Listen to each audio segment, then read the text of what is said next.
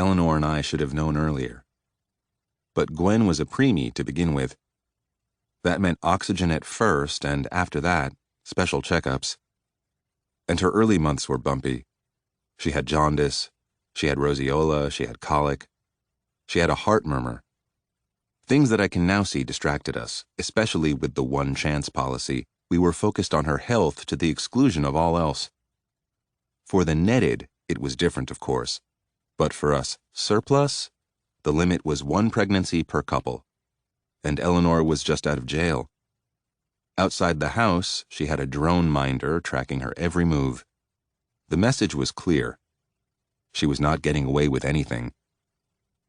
And in any case, we loved Gwen and would never have wanted to replace her, worried though we were that she was delicate, that she might never consume the way she needed to, the way we all needed to. Not that charges of underconsumption couldn't be fought in the courts. This was AutoAmerica, after all. For all the changes wrought by AI and automation, now rolled up with the internet into the burrito we called Aunt Nettie, we did still have a constitution. And if anyone could defend what was left of our rights, it was our own fierce Eleanor, of whom even the platoons of Canada geese who patrolled our neighborhood, the pit bulls, one might say, of the waddling world, were afraid. But as Eleanor's incarceration brought home, these battles had a price. And in the meanwhile, even worrying and weighing the options distracted us from realizing other things we might have noticed a bit earlier had Gwen had a sibling. It is so hard for a new parent to imagine a child any different from the one he or she has. Children do so have their own gravity. They are their own normal. And so, it is only now that we can see there were signs.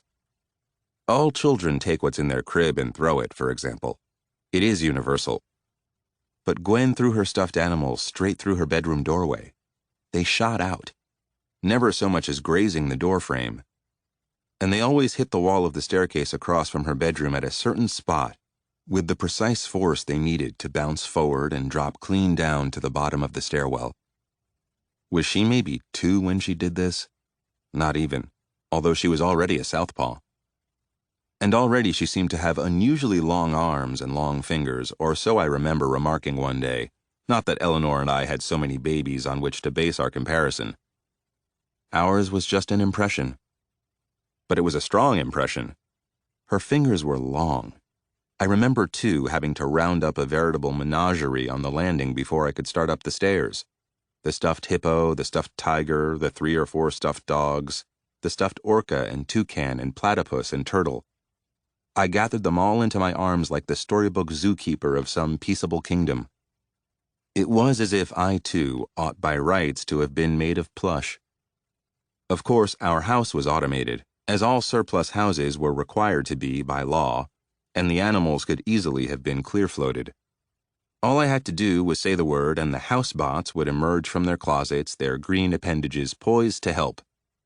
Clear float now. Aren't those animals in your way? And, we can roll in clear if you prefer. You have a choice. You always have a choice. The choice business being a new feature of the program. A bit of cyber ingratiation, you might say, to balance its more habitual cyber intimidation.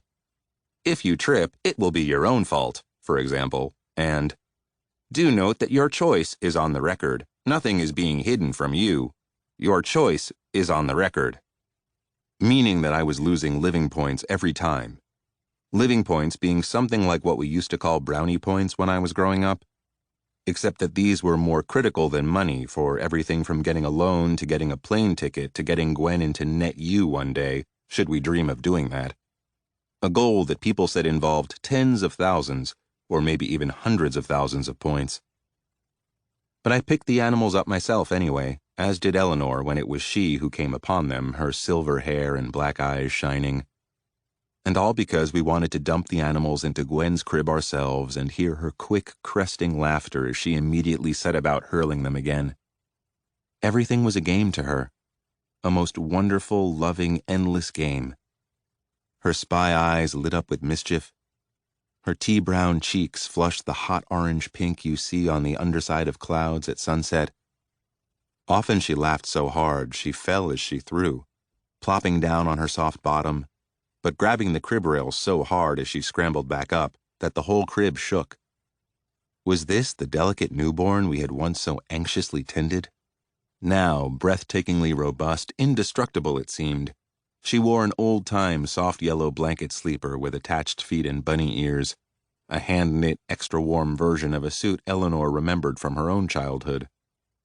None of this baby zone heating over Gwen's crib, in other words.